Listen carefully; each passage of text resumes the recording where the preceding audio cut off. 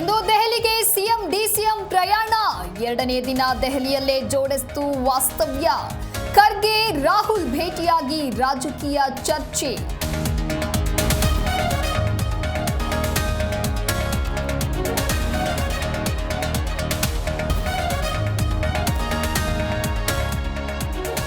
August 5ರಂದು Congress ಪ್ರತಿಭಟನಾ ಸಮಾವೇಶ. ಬೆಂಗಳೂರಿನ ಫ್ರೀಡಂ ಪಾರ್ಕ್ನಲ್ಲಿ ಸ್ಥಳ ಪರಿಶೀಲಿಸಿದ ಡಿಸಿಎಂ. ಅಂದೇ ಮತ ಕಳ್ಳಾಟದ ಸ್ಫೋಟಕ ವರದಿ ಎಂದ ಕೆಸಿಆರ್.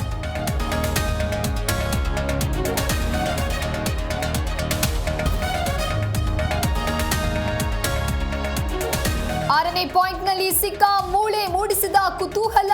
ಧರ್ಮಸ್ಥಳದಲ್ಲಿ ಇಂದು ಮುಂದುವರಿಯಲಿದೆ ಉತ್ಖನನ. ಎಫ್ಎಸ್ಎಲ್ನಿಂದ ಬಯಲಾಗುತ್ತಾ ಬುರುಡೆ ರಹಸ್ಯ.